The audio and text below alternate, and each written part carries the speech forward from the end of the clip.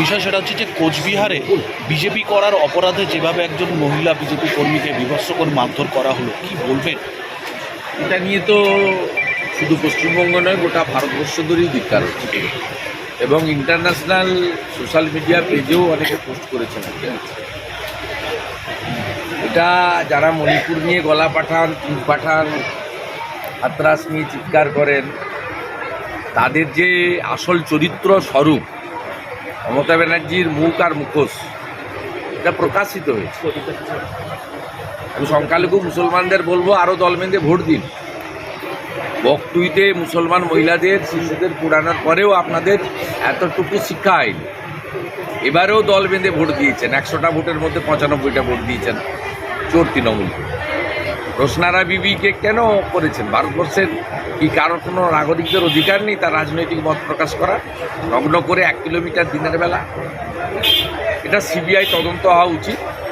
আমরা ইতিমধ্যে বিষয়টাকে টেক আপ করেছি। আমি জাতীয় মহিলা কমিশন এবং মানবাধিকার কমিশন এবং মাইনরিটি কমিশনে অভিযোগ করেছি, প্রতিবাদ করা হয়েছে। গতকাল মাননীয় অগ্নিমিত্রা পাল মহোদয়ের নেতৃত্বে ভারতীয় জনতা পার্টির মহিলা মোর্চার নেতৃত্বরা তার সঙ্গে কথা বলেছে। গত পরশুদিন আমি নিজে রোশনারার সঙ্গে 2বার টেলিফোনে কথা বলেছি এবং আমরা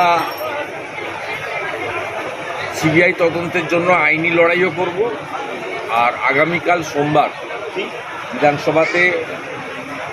বিধানসভার বাইরে, যেহেতু বিধানসভার অধিবেশন এখন নেই, আমাদের বিজেপির মহিলা সদস্যরা যারা কলকাতা বা আশেপাশে থাকবেন তারা কালকে সিবিআই তদন্তের দাবিতে ধর্ণা প্রদর্শন শুরু করবে। মুখ্যমন্ত্রী 1 মাস সময় দিয়েছিলেন যে সমস্ত বেআইনি দখলদার উচ্ছেদ হবে না বলে, কিন্তু তারপরেও দেখা যাচ্ছে বিভিন্ন জেলাতেও একই রকমভাবে উচ্ছেদ অভিযান চলছে।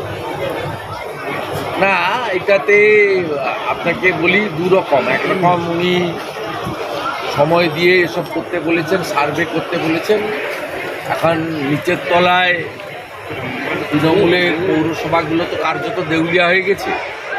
তারা এই হকার উচ্ছেদ নামে বাড়িতে লোকজন আসে না, ওদের কিছু লোকজন যাচ্ছে, অনুরোধ করছে আমারটা দেখে দিন, এদের কাছে ভিড়ছে। আর পুলিশ আর পৌরসভা মিলে টাকা তোলার ব্যবস্থা হচ্ছে, তোমাদের এলাকাটা ছাড় দিয়ে দেবো, তোমাদের এলাকাটা ভেঙে দেবো, টাকা তোলার জন্য। ওদের খুব খরা চলছে, ওদের টাকা পয়সার আমদানি ইডি সিবিআই দুটোই অনেকটা বন্ধ হয়ে গেছে।